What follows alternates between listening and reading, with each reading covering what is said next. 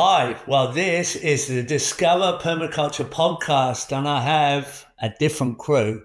So I've got Ben Mismer in Mississippi and Eric Soder in Sacramento, and we're missing young Sam. Or, well, we've got a replacement. We've got another young fella here, friend of mine, I'm proud to say, for 30 years, Addy Jones from a very unique place, an island in between Tasmania and Australia, Flinders Island, and we've got quite a conversation here. So Addie's famous for all kinds of things and lives in a most unique, interesting situation. Self-sufficient on a coastal acreage with his own surf break in a very remote place, Flinders Island. A small population and a wild scenario. But Addie works around the world with permaculture in a very creative way. So welcome aboard, Addy. We're going to have a big chat here. Unreal. Thanks, guys, for having me. It's our pleasure. So Pleasure. we need to tell stories to people that there's many ways you can live, and I think how did we meet? It was in the I think it was very mid 90s, early 90s. Can you Yeah, tell us what happened? How we sort of bumped into each it was other? kind of early 90s. I moved up to the Sunshine Coast out in the hinterland to a mate, Hamo's property, and moved down into the back corner. And basically, I was just like, you know, there to kind of look after his joint when he was around the world surfing or building. Yeah, and then I met Geoff. Geoff was a neighbour, and then we hit it off. And yeah, from there, the rest is kind of history. Yeah, well, Um, we both surf and we both fish, and yeah, I think you took the permaculture course with me, yeah. yeah, yeah, in the Yeah, early days. And that's when you were stitching the Karoi permaculture group together. yeah. And When it now first Eric, kind of kicked off. yeah, well, Eric's emulated that group in Sacramento, and we've got a startup kit for the world now to set up their own permaculture groups. And that group's 35 years old, so it must have been 35 years. There I you can go. date our friendship on the startup of that group. And so now with a group in Sacramento, California, being a very legislated part of the world, we've got an example to lead the world with. And if we can set up in California, we can just about set up anywhere. And then you and I invited you. I could see your skills, your great skills of building and art, landscaping, and turning your skills of recycling materials into very, very nice, creative, artistic landscape features. I could see that building ability and all kinds of multi skills that you were a great team member to come with me to Gary Farm when Bill Mollison asked me to rebuild the institute, which had been out of maintenance. And can you tell us that story? It was a little bit like the Beverly Hillbillies going. Going. Yeah. No, I can still remember it plain as day. I can't remember many things as plain as day these days, but I do that one. And it so that's when I was up at Karoi, and I was in my little shack on Ringtail Creek there, very simple. And you come walking down the path with Bluey behind you, one of your blue dogs, skipping and hopping, and Bluey that was, not you. And going down, and then, oh, hey, mate, come in. And you kind of sat down on the milk crate with the old boat seat on it and looked at me and going, man, I don't know where to kind of start. I said, what's going on? And you just kind of said to me, I've just got off the phone from Bill. He wants me to take the institute on and get it rocking again from because it hasn't been going for a few years and it's a bit derelict and whatnot and the grounds and everything. Anyway, and he said, are you in? I went, righto, let's go. So it was the kind of thing where I think we pulled all our worldly possessions that wasn't a great deal, as you can imagine it. It fitted in and on top of the roof of an old XD station wagon, and we were just cruising down from Noosa to northern New South Wales in this thing, and It was a bit like the Beverly Hillbillies, all the shit on top. And we got down there and we drove up and we got out and we walked around and we walked into the teaching the classroom, and then there were cows in it and there was shit everywhere and everything was overgrown, and food coming through the inside of the kitchen growing, and it was just like, whoa. So anyways, we from that day on, we boots on the ground, heads down, bum up and into it. And it was a bit chaotic to start with, just reclaiming everything and just getting rid of everything so we could see what we got to work with. But I was having a ball because I was finding all this gold and all this shit that was buried and this and that, and going, oh, look at this. Oh, we put that in the boneyard and made a boneyard up for putting all our good, treasures in that we found when we were cleaning up. And then, that actually became like me. I don't know, what'd you call it? Mitre 11. The hardware shop. And then, so you go there, you get something, you come back and you use it. And then we had an awesome resource of boo as well, like bamboo. We had many different species and varieties. So all of a sudden we were, building and doing all sorts of stuff with that. That was real cool. We created a lot of active people out of that place. And it was amazing. And you've gone off to do loads and loads of work, and now you're living in a place like this, an island with your own beach and remoteness, and you're working for Patagonia. You're sponsored by Patagonia and other. But there's many stories, right? There's many stories between that time and now. But you've just spent a few days doing earthworks here. We've got an earthworks course on. And you're working around natural swimming pool. Actually, young Sam Parker Davis's share, and you've been scratching around creating magic. I mean, literally magic. You've convinced people around you to ship you over to America, to near Joshua Tree to put in work. And Ben's been doing the maps for that job. And other people want you to go to the Caribbean who are here, but what's the difference? You just come back here. Is it the same as the Institute? I know you're going to say it is, because you said to me this morning, this place is like the TARDIS. You just go inside like Doctor Who's TARDIS. You come inside the Zaytuna and there's the world's happening in all directions. Yeah. Nothing's really changed. It's just a new world, new technology new world. Site, really. It's it's kind of, I walked into where I left off, it's like you walk in the front door, you open the door, and as soon as you walk in the gate and you get down there, then you meet some of the students start coming out of the woodwork and you're meeting them. And I've already been halfway around the world. I've only been here for half an hour, meeting everyone. And then I open your front door and then I walk in and, hey, where are you? Next minute, you're in your office and you're in Jordan or you're in America or you're somewhere. It's, so he's... It hasn't changed a lot that way, but it's probably just the site and, Yeah, so I've been trying to help you get up with technology. So Ben's about the pinnacle of technology and mapping and AI and creativity in this deep world of tech. And wow. I'm sort of kind of help you use a mobile phone. Yeah. get some of your photos together. Right? But it makes it pretty powerful. It's pretty powerful when you come together. Best of both worlds, kind of thing, Well, we need each other. We need everybody. I mean, I was talking to Bruce Zell yesterday, one of my mates from North Queensland. He's in his late 70s, and he had 35, 40 years of permaculture experience, but doesn't know how to set up an app on his phone. I linked him up with Giacomo, one of my students from Curacao in the Caribbean who's here, and they switched screens and set up a note-taking app. And old Bruce was so excited that he had a young guy from the Caribbean here at Zaytuna Farm helping him with technology.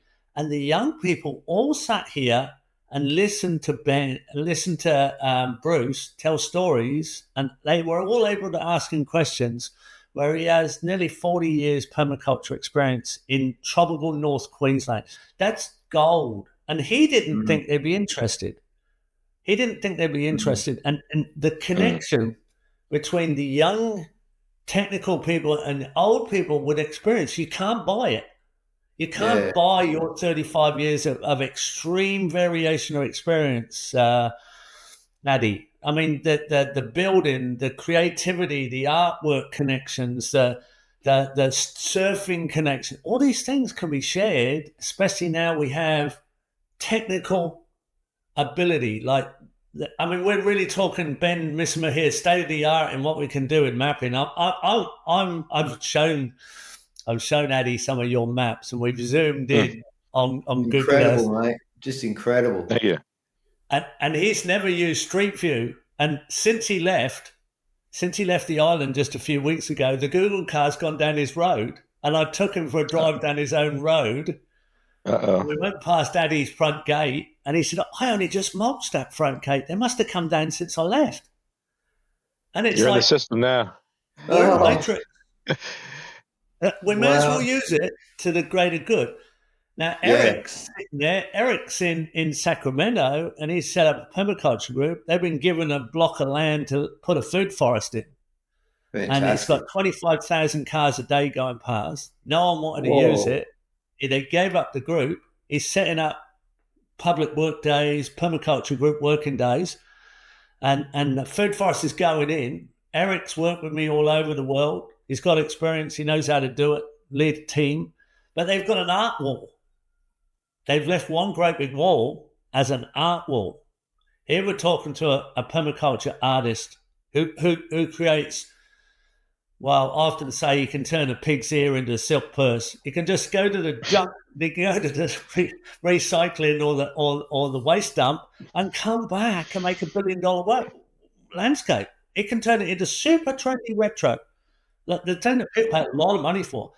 We can bring the creativity together. So, Eric, you tell us, give Addy an explanation of what you've done in Sacramento with your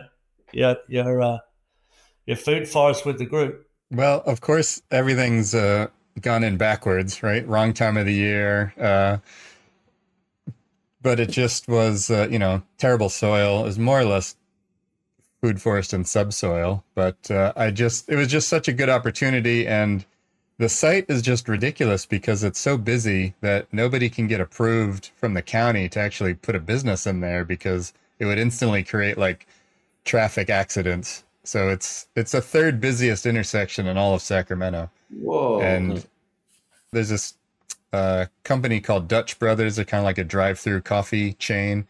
They tried to get approval maybe 9-10 years ago, and they couldn't do it because you can imagine sleepy people just getting a coffee pulling out into, it's nearly like a highway. Like people are driving way too fast for the area. So we just had this opportunity. My friend who I work with, his original idea was to create an art wall, and it's got a unique history. It's known as the no barking lot because there was some graffiti done to a no parking sign. So they turned the P into a B, and then like a dog showed up. And so it's kind of this cultural significance to the town where everybody knows it as the no barking lot. So there's a big art wall, and it's sponsored by community, local businesses. And there's this big kind of overgrown landscaped area. And he's like, could you do something with it? And at first I didn't know what the heck to do because I was like, well, it's currently for sale. I don't want to like put a bunch of effort into something, but then they've been trying to sell it for 10 years. So it's not likely that anyone that could afford it can actually get approved to do anything. So I realized there are these special pots that the nursery industry uses to grow trees in the ground for a couple years and then dig them up and either repot them or sell them on. And so I said, oh, if we put the fruit trees in those pots, then we could, we buy ourselves a couple years to figure out the next move. So that's what we did. And yeah, I mean, we definitely got a result. I definitely went conservative with my planting just because it was, just the start of the summer. So about the worst time you could think of to start growing trees and things. And the sunflowers now are taller than the fruit trees. So it's definitely gotten people's attention. And what we really want to do is use that notoriety to get, a more permanent location or just basically evangelize the food forest system. Fantastic. You put in gardens all the way through East Coast of Australia, Addy, and we'll get a description of your place in a minute. But just to let people know, your notoriety is now recognised by Patagonia, and you're part of the Farm Boys tour. So you visit some of the most famous surfers who live in Australia. I got involved with Patagonia through a good mate of mine, Glenn Casey. He was the Patagonia Australia founder and big wave surfer legend. And then I got to meet some other ambassadors, Dan Ross, Heath Josky, Dave Rastovich and all that. And I've known them for a while and, you know, made surfboards for a few of them here and there and all recycled ones and stuff. And anyway, you know, I was over helping Heath in the desert at his joint, giving him a bit of hand doing earthworks and permaculture earthworks and troubleshooting a few things. And he said, yeah, I want to do this thing. Maybe we call it Farm Boys and we can go around recycling and growing food and helping crew out and, you know, just troubleshooting things. And I said, yeah, that's cool. So anyway, between me and Heath and, you know, and then another guy, Sean Doherty, and we were all just bouncing off each other, and they came up with what they want to do, and then basically how it was all going to be structured. And it wasn't much to it. We all jumped the van and cruise around and just help crew and go and see them and see what they're doing and how they're tackling their zone and all that. And yeah, it was really good fun. And we had another mate of ours that did all the cinema photography for it and all that, Harry Triglone. And we've just finished coming off the road for the second series of it. And that series, we went up the East Coast, kind of from Melbourne up to the Rainbow Country around northern New South Wales, Byron and in the hinterland and that. And you picked up a few famous surfboards along the way, yeah? Yeah. Oh, that's my passion, hobby, vice, I think, is surfboards.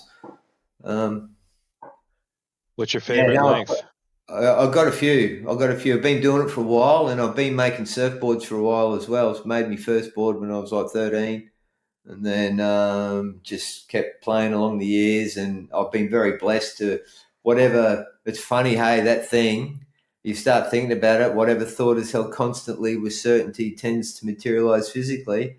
You start putting out there to the universe. Oh, yeah, maybe I want to learn how to do this or do that. And then the next minute, some guru or teacher or cool cat that's got no issues and just happy to share knowledge, you know, would take you under his wing and before you know it, there it was. Oh, I'll tick that one off. You know, next one. It was just like bouncing from lily pad to lily pad, lotus pad to lotus pad kind of thing. So anyways, yeah, I've made a lot of boards to myself over the years. All crazy shapes and crazy designs and, you know, recycling, I've made one board out of an old PU blank and I put exhaust pipes through the rails and they're old fishing rods, and then I made the fin out of old fishing rods, and I had this trip going on where, I'll just do this Venturi thing and all this, and then, you know, so rabbit hole. You made a surfboard out of a refrigerator from the dump, yeah? Yeah, that was classic. So another good friend of ours, Mickey Waters, he's a cinema photographer guy too, down here in northern New South Wales, and he approached me and he knew what I was into doing. He said, "Oh, look, I'd like you to be part of this and this and that." And so anyway, we went and we made this board. Went to the dump, walking over the Uluru pile of hard waste and everything all together. Yeah, so I found all this stuff, and it was a bit of old refrigeration panel. So I just ripped the alley skins off it, and then made up some rocker jigs on my rocker that I like to ride, and put them on the side, and made a little hot wire up, just a wire and a battery, and put it on and hot wire it out, and then cut it, whack a bamboo stringer in it, and compressed bamboo. It's all about using what you got on the day, on site, at hand. and trying to use it the best way you can to make whatever you. But have you made a Lego surfboard, a Lego surfboard? No, I haven't, mate. Look, I've tried fishing floats, 100-year-old little cork fishing floats on cast nets and things. I've got them in centres of surfboards, and I've laminated all them together, and then shaped them out, and then vacuum bagged blinds or whatever over the top of them, and all that type of thing. I've made stuff out of ping pong balls, cigarette butts. I've done like plastic water bottles, used up plastic water bottles and put them inside for flotation as well, and really packed them in with the lids on them. Kind of like Mad Max goes surfing. I even they're beautiful. It's underrated how beautiful they are. People would buy them and put them on their wall. That they were not just like, they sound junky, but the way they're finished is like, oh my goodness! Like you would just buy them as a piece of art, but they actually surf. He was really selling those cigarette butts. Yeah. Not selling them. They were all the prototypes. I don't want to compare myself to a global surfing inventor, legend guy, but I've kind of been put in that same lane way as Greeno, trying different stuff and doing and just shaping, and it's all, just prototype and bring it up there and, trying it doesn't work, go back, something else, tweak it and whatnot. I actually made a recycled board as well for Tom Curran, and he won a contest on it out here in Oz. And I had the owner of Rip Coil ring me up going, Ad, I'm watching him. He's in front of the cameras at Noosa on the point. He's got this thing in front under his wing, and it's just like, the green recycled surfboard and and all that. So I've been pretty blessed to actually, meet and make some pretty highfalutin surfers boards and that, over time. A lot of these guys are connected to surfing. Are also into permaculture. There's a big connection between the surf sport, the surf art, the creative side of things, and permaculture is a component for their health. Yeah. And you've been involved in health in an unusual way. You guys, Eric, you know what wombats are? Yeah. Yeah. You know what wombat? Yeah. A lot of people wouldn't know what a wombat is. You know what a wombat is, Ben? Yeah, I think we touched on it on episode 1. It's like a ground bear that lives in a great big rabbit hole, except it's a wombat hole. And Addy's famous for caring for wombats. The wombats are also marsupial, like a kangaroo. They have a pouch, but most ground digging marsupials, the pouch faces backwards, faces towards the back end. Otherwise, they'd fill the pouch up when they're digging.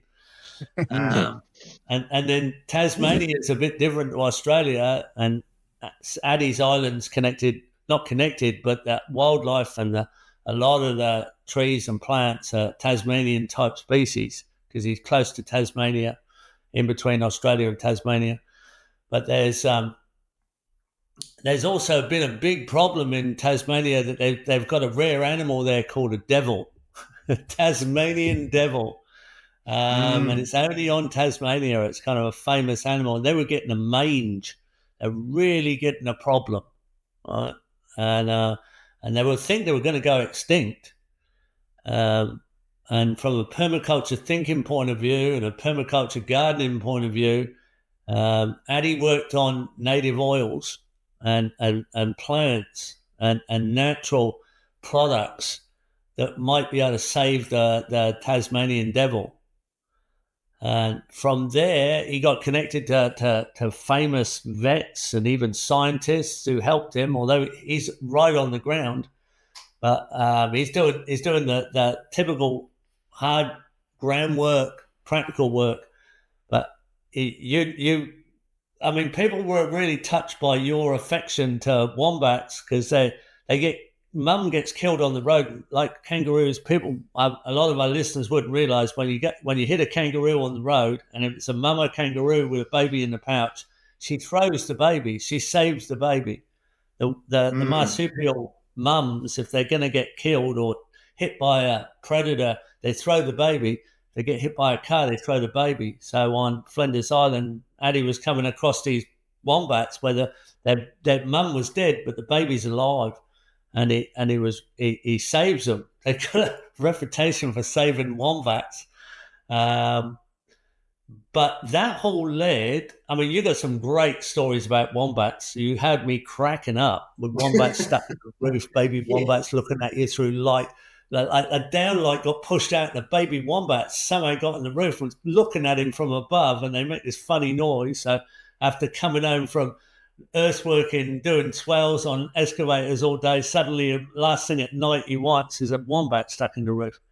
These things are powerful. They bite, and they got huge arms and legs that are strong. And they're following them around and they eventually leave, and they bring their babies back. But you've gone on. I mean, you're not really advertising and telling us what you've done, but from the medical point of view, what you've saved animals has now gone on to be people medicine from natural oils, and Addy, it's such a large story. I'm not no scientist or any medical person or anything like that, but I like troubleshooting environmental things, and I've had some pretty good outcomes with a lot of the stuff that I've tinkered with. But like trying to sum it up quickly, like when I got to the island and noticed all this roadkill everywhere and whatnot, and there was this one lady on the island, and she'd been there for a long time, and we went around to have a look at some of her Bennett's wallabies and her wombats and whatever needed a bit of love, and she was there on site doing it. And we just went around there a few times, donated a little bit of coin for some supplements and some milk powders and different things, and then we kind of found one ourselves, and then we started looking after it and taking it to Kate and saying, oh look, what do you think, how do we do this and this and that? And she'd say, look, do this and do that and do that, and if you get stuck, bring it back. Well, so anyway, and from there, I've been on the island nearly 16 years now, and saved oodles of critters, got them out of the pouches, or as Geoff said, on the road. And you got to watch it too, because the crows and the blackjays, they're the opportunists, and they'll just go straight in and pick their eyes out so they can't see what's going over, and flip them over and either rip their testes off or get into their guts and just start picking them apart. It's like full on. It's nature. It's dog eat dog. So anyway, so we're doing that. Is there certain plants that you found better than others for the oils and the healing things? Yeah, totally, mate, totally. I was using, so another friend of mine, we've grown tea tree eternifolia before our farm and up in northern New South for oils and mulches and all this type of stuff, and always with playing with the stuff that comes out the back end of the whole production, and because there's gold in waste. No matter whatever there's always some gold in some way, somewhere, some way. And you've just got to be able to pick little bits out and play with it and do it and tinker with it until you get it, and I think because the intent was good, I think the intent behind the whole thought of this and the animals and that was good. It kind of opened part of the sea a little bit for me, and I was kind of just going through and having some wins. I'm thinking, oh yeah, righto. And then I was around doing a job for a mate on the beachfront on his new little humpy he built there, and some permaculture stuff and some landscaping and weekend bed, stairs, pathway, all this stuff. And he had a barbecue with some of his friends, and I always seem to have kind of mates that are older than me. I don't know how it happens, but it always kind of happens that way. And I was there doing the job and all that, and And he said, "Come up, Ad, and have a beer or something to eat after work, after you finish." I went, "Yeah, right, I mean." So I got that, and I came up, and I was sitting on the thing, and they kind of said, "Oh, yeah, so what do you do?" And I kind of told them roughly kind of what I'm into doing. That was a bit of a, yeah. And then I had a wanny, actually. I had a wanny on me, and so I used to get all the Wombat. mamas. Yeah, Wombat. wombat. Yeah, sorry, wombat. And so I used to put the word out to all the mamas after they've had their babies, and their baby slings are those little pouch things that they put around their neck and keep their bubbas in. Well, I'd get them, and then I'd get them to sew about that much up and leave a little gap at the front so I could have them with me at work, because once they're there, once you're looking after them, it's a pain in the ass when you got to go to work. And, you know, I had them all hanging up in the cab of the excavator at one stage. I had a few of them, and I was just scratching and doing my thing. Then when one started wiggling and then the other started wiggling, so all of a sudden you'd have to stop trying to get these bottles in their mouth, sitting in the cab of the machine, right? They fall asleep right back in the pouches, hang up, and I can keep working, kind of thing. But have you ever taken one surfing? You know what? I was only sharing this with Geoff, and yeah, unbelievable. So I had a little shack, and like it was probably 40 meters off the beach, and it was really hard for me when it was on out front. I wouldn't go to work. I'd just keep the gate shut, and I'd drop tools and just go surfing for the day. I'm not really into driving. I don't like driving for waves when I'm at home, and what's there, I'll surf no matter what it looks like, So I've got all array of different boards for the occasion.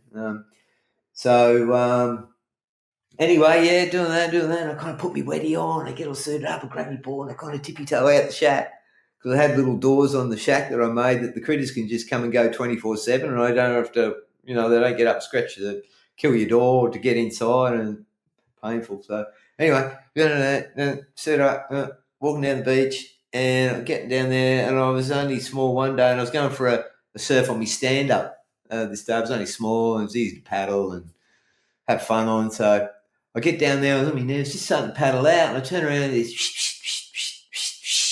I turn around, and a little wanny, only a bubba, it was probably about probably 2-year-old, I suppose, and probably the size of a football, and I was walking down the beach and just kept going, and then jumped in the water and just started swimming after me, like dog paddle proper. And I'm thinking, well, righto. So I got her, and she just climbed up on the stand up on my paddleboard and climbed and sat in between my legs, facing forwards, and I was just paddling out. The point, it's probably a 50-meter paddle, just paddling out the point. And I get there, and this little kind of like 1.5 footer came through. I thought, oh yeah, all right, this will do. So I got on, I stood up, and then she realised that I wasn't around her. And then as soon as the wave got us and we were cruising, she actually did a 180 and put a bum towards the nose of the board, looking forward, and her legs and her head behind my legs, in between my feet, my ankles, and she was just like looking backwards, going, "Oh, I can't watch this." Kind of thing. Does she know what she signed up for? Yeah. We probably had her, probably went for about 20 meters, 30 meters. And then, and that was enough. I had fun with that, and I only got one, and we paddled in, and then I get off the board. That's killer. She walks off the board onto the sand and just follows me walking back up the shack. And I just looked at that and went, fuck, no one had ever believed that. Like, so yeah, some pretty special things happen when you leave it out, in the wild and woolliness of it all. And I saw you had some. You use saltbush a lot. Can you tell us how you decided to use that and what you've been using it for? Yeah, well, getting back to the critters again, noticing that the wallabies and the wannies, the wombats, they'd go when we had big. They'd go and eat saltbush, like lay in the seaweed or sit in the seaweed on the high tide mark on the shore, and we've got a lot of saltbush that grows in that zone, and just sitting there eating saltbush, thinking, oh yeah, there must be something in this. The critters go to it, So anyway, and then I tried it. It was real good. And, you know, you talk to a lot of the old fishermen on the island and they said, yeah, old man, saltbush, like if you ever feel seasick or if you're going out to sea in big seas, you've got a long journey ahead or whatever, just get a sprig of that and take that with you and just gnaw on that, you know, and it gets away seasickness and travel sickness as well, you know. I'm thinking, oh, yeah, right. And then I could eat it and then the wannies could eat it. And then so I started dehydrating it and mixing and dehydrating some seaweed and grinding it in a mortar and pestle or my old coffee grinder and then putting it in like little salt and pepper shakers and putting it on everything and eating it.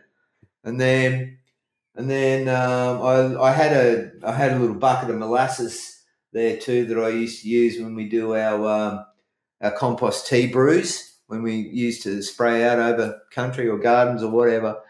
And I noticed the wannies trying to get in and eat the bucket. Trying to thinking, oh, hang on, righto. So then I got the saltbush and the molasses, and I started collecting old ice cube trays from the dump. And I was blending it, putting it with the seaweed and the saltbush and the molasses in these ice cube trays, doing all that to make like little critter blocks, like a health block for them. And I did notice like their coats were looking pretty glossy and they were looking in good nick, you know. So I thought, oh, geez, there may be something in this. And then I was starting to use it and I was eating it and it was good. And I noticed, yeah, I was going, wow.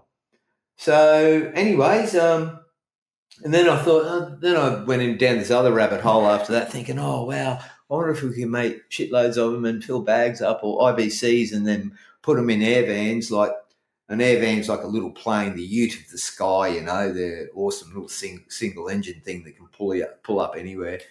And we could fly over burnt out country and just drop all these blocks everywhere for all the critters to eat while they're, you know, struggling or half burnt or whatever. Because a lot of the time you can't get to a lot of native wildlife when that kind of situation happens. And then, you know, and then came up with the liquid and then I came up with this other oil and all this stuff. And then getting back to that barbecue thing, and one guy, you know, was Professor Richard Boyd of Monash Uni, one of the world's leading cancer stem cell kind of researcher, professor dudes with a bunch of scientists under his belt in his lab. And then I gave him some of my concoction. He said, give me some of your concoction. You probably haven't got any lab science. And I said, yeah, I just got a bit of hippie science, on the ground science going on, observation, you know, like. And then, so anyway, I filled up. I went, oh, really? I was all stoked. And so I blasted home and I filled up a bottle and I taped it all up so it wouldn't explode on the plane or anything and this and that. And so I gave back to him and he said, I'll let you know. I didn't hear much from him. And then a couple of months later, he rings me back and he said, I've kind of cured 2 diseases in Petri dishes. He said, there's something in it, keep going. I went, oh, wow, unreal. So anyway, from that day, and then I've got another mate, Mike Pickford. He's very successful. He's a surfer, sailor, gardener, fisherman guy out of Flinders on the Mornington Peninsula. And he's runs events around the planet. Amazing guy. He said, there's something in it. Let's form this little thing. Let's see if we can get something up and rocking. And next minute, we've got a couple other one of Aussie's leading vets in the livestock and poultry game and all that. And then he jumped on board, the directors, and another environmental philanthropy lady I know, Rhonda Renwick. She jumped on board and gave us support and knowledge and all that. And then next man you know it, we had this. He said, what are you going to call it? And I went, oh, Critter Clean. It just came to me like that. I went, oh, Critter Clean. Yeah, right, And it kind of, then we got some friends to do scribbles and logos and this and that. And then all of a sudden. Bam. So this is good for beards, feet, scourge. Yeah, everything, What's up? Everything. It's one stop cream, but you can in the logo, I said, well, I want like all the farmyard critters that it's going to help, you know, in the logo. And then if you look close enough, they put me in there. That's cute. Well, you're a critter too, so yeah. Very feral me in there with them. So I thought, oh, yeah, right. So anyway, creams, liquids, powders, nesting box powders, out of we were using wormwood because wormwood's amazing, antifungal, anti-parasitic, little sprinkle in their nesting boxes, stops scaly leg and red mite, and helps with the skin repair, which is this one here. And that's kind of, there's a few of the critters on it that it helps. But anything with skin and hair and fur or scales, it's amazing. So, 10 years down the track with that, and a lot of people using it, and we're still pretty much ground floor, and we're still, fine tuning everything. But we're just about to launch a human range and of skincare that's all out of the wild, and quite amazing, hey, what it's doing. And I was actually filling bathtubs up and jumping in the bathtub with the the skin repair, we've called it, the liquid, and then I've started noticing it was, oh wow, making my skin and fur better. And I'm thinking, geez, I wonder if it does it to the critters. And then it did, and then all of a sudden, so we've got about 5 products in that now, but we're just about to launch the human one, called Nature Fix Repair as You Glow. And it's an amazing product. Actually, there's some testimonies on the website as well. But one of the ones that really blew me out was, I've got an old mate called Johnny Mantle, and he's one of Aussie's first surface shaper guys, one of 3 to go to Hawaii in the early 60s with Bob McTavish, and start doing boards and, living there. Kind of grassroots and surfing big waves, and he got onto me one day, and I went and saw him, and how you going, Johnny? He said, oh yeah, kind of struggling. He had this big carcinoma on his arm, and it was the size of a 50-cent piece, and it was festy.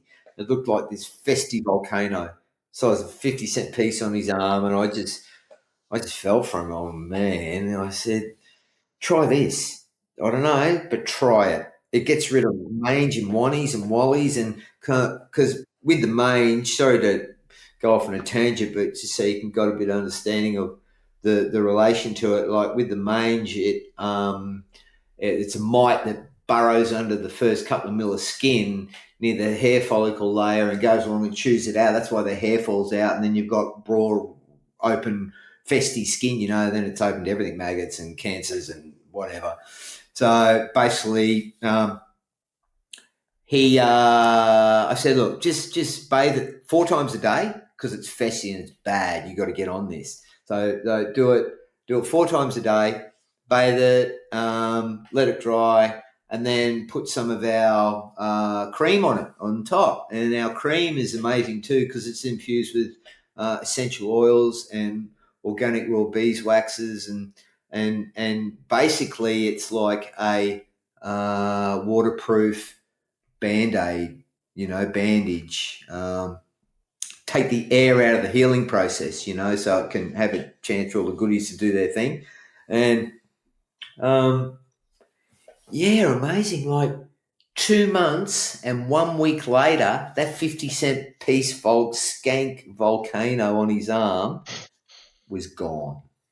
And he was going, man, you're kidding me, aren't you? He said, I've gone back to the skin cancer specialist. He said, oh, I'm using this animal product and it's unreal and it's working. Your stuff ain't working, but this is working. And the guy's going, well, I can't tell you to keep doing what you're doing, but if it's working, just keep doing what you're doing. See ya. And he just got back on to me last week before I came away. Oh, Ad, I might have to get a bit more because I've got this other one coming up, but I'll be able to do it. Credit claim. I went, yeah, righto, man, no worries. So I boxed him up some and sent it to him. So, yeah, no, amazing, mate. You know what? All the answers are in the natural world. Doesn't matter if you're, patterns in nature, food, buildings, dwellings, skincare, healthcare, people care, animal care, plant care, earth care. It's all in the natural world. It's only because it works so well that the top end of town and whoever they are, they know who they are. Wanted everything from themselves. Those guys. Yeah, those guys. And they said, oh, that shit don't work. No, you need this. You need this, and then that'll cure that. 60 years later, they're still doing it, and it's not curing nothing, and they've just gotten fatter at the top. Right. That's not about empowering people. That's about empowering their bank account. So anyway, it doesn't worry me about that. Like, I've got nothing, so no one can sue me. I'll keep the printer clean. I think you can get I think you could sell it to the military. What's that? I think you can sell it to the military. Military contract. Funny you say that, because of this human range, 5 products, and one of them is the Adventurer's First Aid Kit. And it's just the cream and the skin repair liquid together. And that's all you honest. I've travelled surfing, cuts, the lot, and it sorts it. It's phenomenal. Well, there's like, there's grunts out in the field, but there's also sailors with their, getting sick and all from being at sea, Yeah. Issues and skin issues. Anything skin and hair and fur, like fungal issues, and so we're seasick. Saltbush. Yeah. That's the easy one. If you go is on that so? Is that like that's a core component of your product? There is that some of them.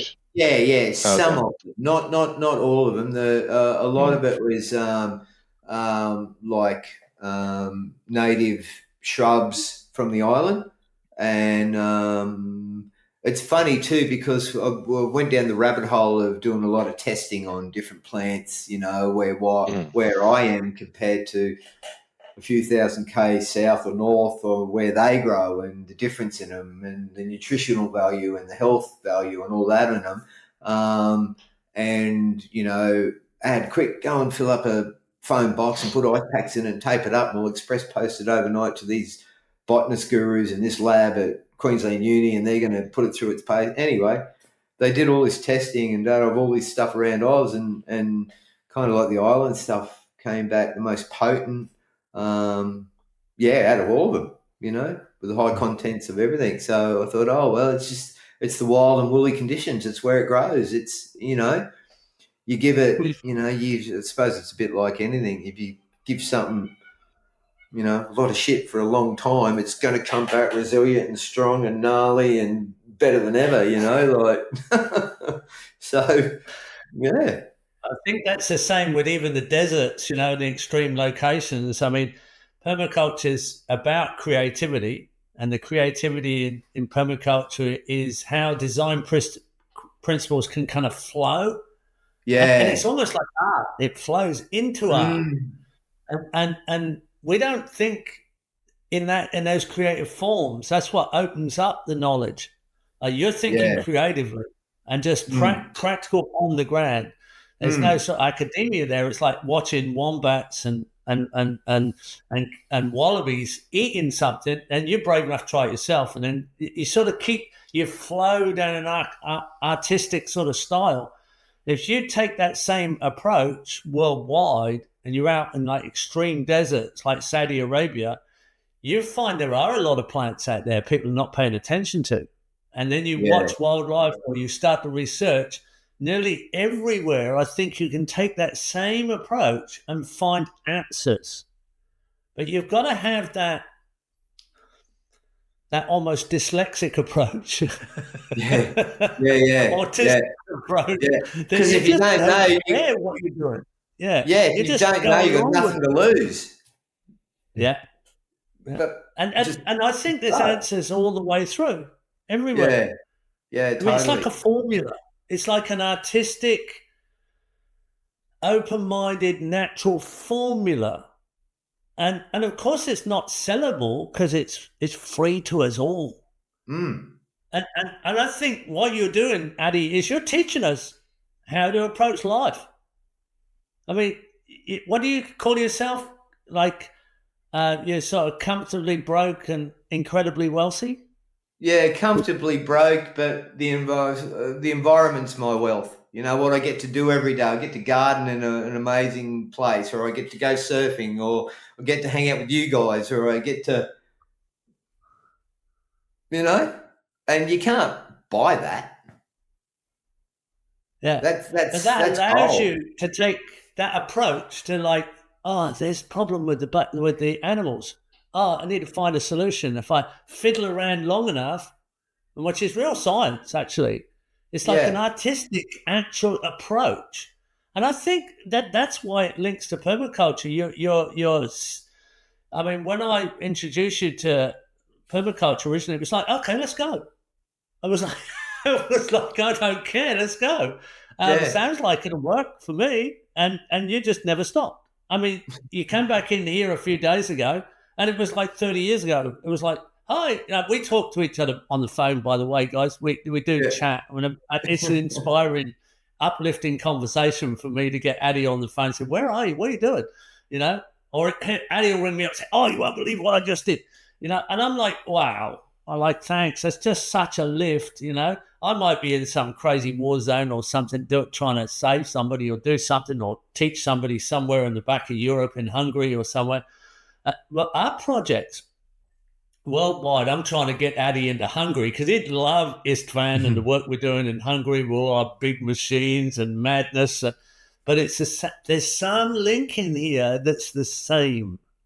When Ben first got in touch with me, and we got into mapping, and like he was one of my students that sent me a map of say tuna farm. It arrived in a rolled up tube, and I opened it up, and I just went, "Oh wow, who the hell is this?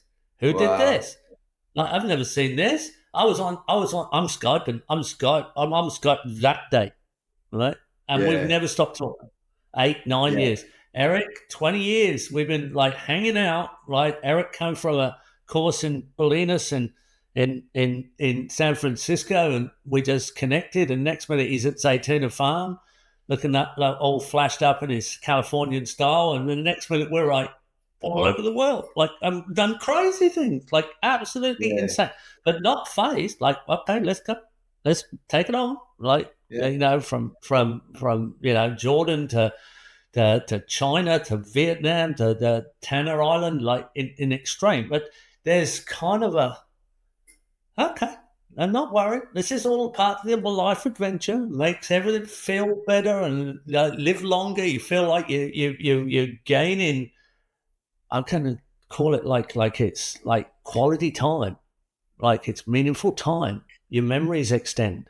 It feels like your life is actually longer because what you're meaningfully engaged in. And people come from such different angles. You're coming at us from wombats and surfing, recycling the garbage, and you love it. Like you emanate. I love it. It unpaid. Had he just arrived and we couldn't get him off the excavator.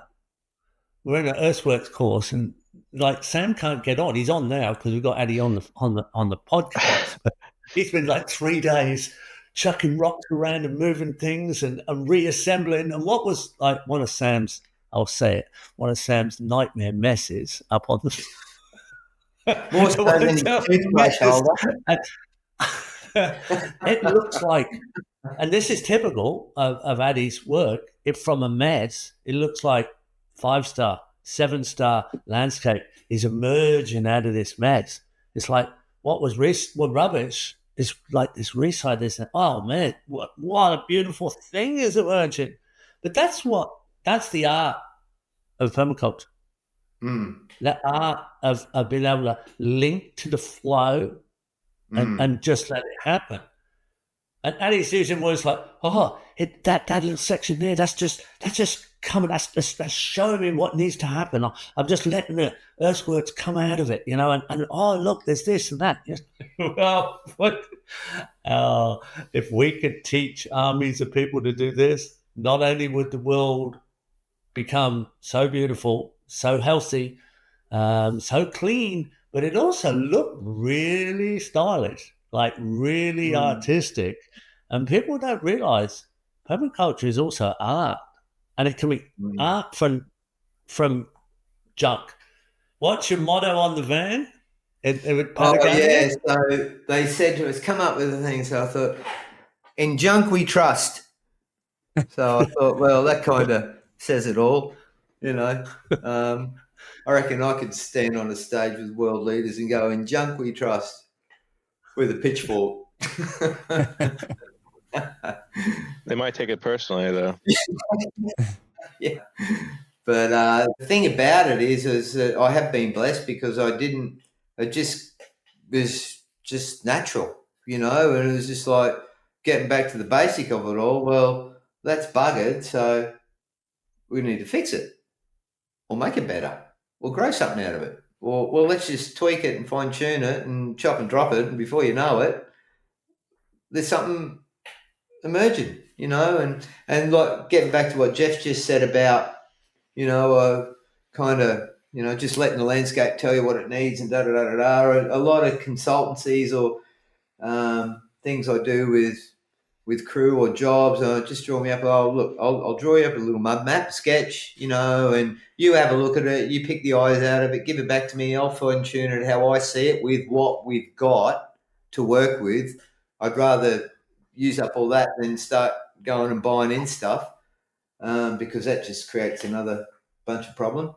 But and then I like to kind of like let the environment tell me what it needs, and then I'll take that on 80-20 rule, I suppose, you know, and then give my 20% two bobs worth to it and then fine tune it and make it work and, you know, create little microclimates for plant and people and critters and, yeah, so it's all just kind of blends in but looks cool. I always used to say, when you squint at the world, it looks better. So whenever I'm doing something, I'll stand back and squint and go, oh, yeah, that looks pretty good like that.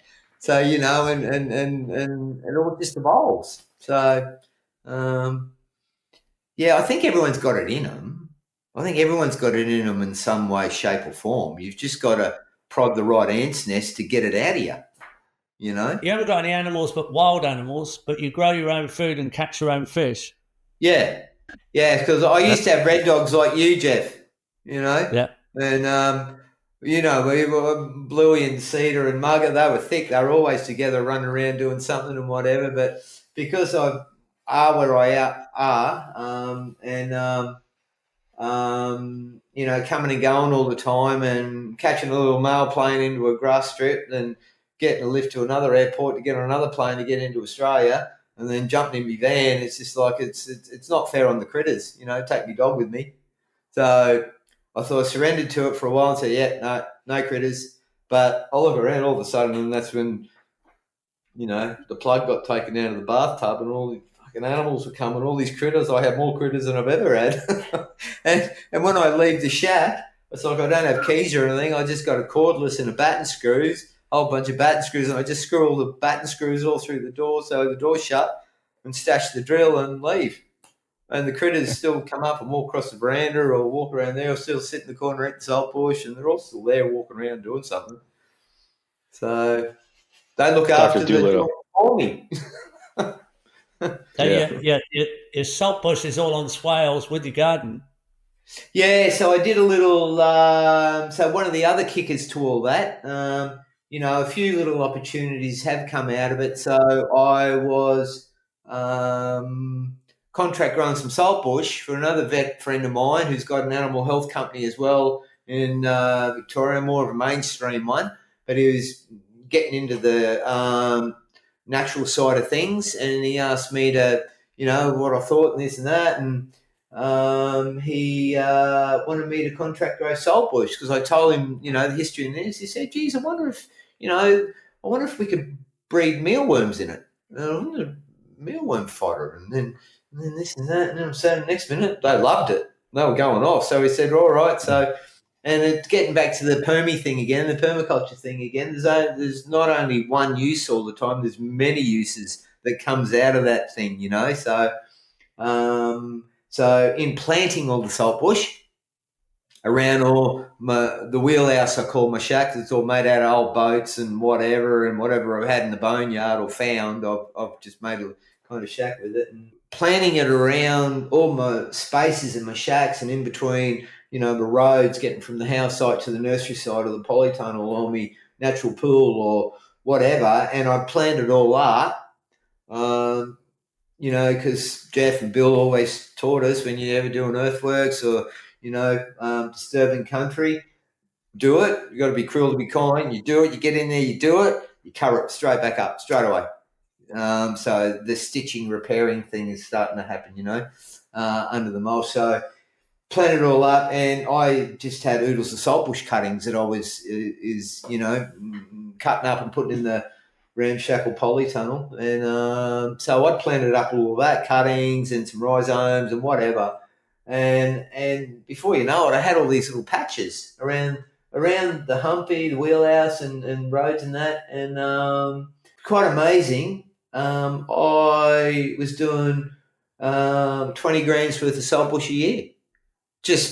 And it was just my fire break, so I'd go around and harvest it. A lot of work in hand harvesting, picking it, stripping it, going down the polytunnel, putting it on old farm gates in the polytunnel and some shade cloth, dry it out, and like a big solar dehydrator, really, 2 weeks later, she's dried, I bag it, and then send a van over through a supply boat, 2 days sailing out to the island, and then I'd go down, pick the van up and fill it up with all the goodies we've grown and made and whatever, and surfboards, and then send it back to the mainland. And and then he'd get it and do his mealworm trials in it. It wasn't a lot of money, but for me, living pretty basic and simple and, treading lightly on it all, it was enough to pay me rates, buy some fuel, go off the island a couple of times, so... Get some surfboard wax. Get some surfboard wax. Yeah, that's it. Oh, man, don't worry about that. I went down that path too. All the beeswax and then natural. I've got the recipe that's bomb. Absolute bomb. From warm water to cool water, I'm telling you. And what it is, the difference is in the oils, yeah? And that natural world, oh, man, I tell you, but that's another... That's another rabbit hole. Do you have a website that shows all of your products and stuff like that? So we've got a website for the animal health stuff. It's called Critter Clean, CRITTERKLEN.com.au. We ship anywhere around the world. And then the human range, Nature Fix, it is going to be on the same kind of platform. So, and that will be happening very, very shortly. So, nice. Yep. And you can just Google Addy Jones and see some of his great critter work, wombat work, surf work, all of this stuff. It's becoming a name out there. And it's been a great pleasure having you on, Addy. You've made us laugh. You've made us think. You've dominated the conversation, but that's what we wanted, because we're going to drag you off that up now. Where am I? That one in there. That way. And every now and again, we need to know some knowledge. We need to share some stuff. This is what this is about. People need to know there's other ways we can live, and it can all be better than the mess that we're in and the seriously crazy situation we seem to be heading towards. Thanks so much, mate. It's been. Thank you very much for having me. Yeah, thanks a lot for having me, everyone. Great to meet you. Thanks. Yeah, man. It was fun. Thanks.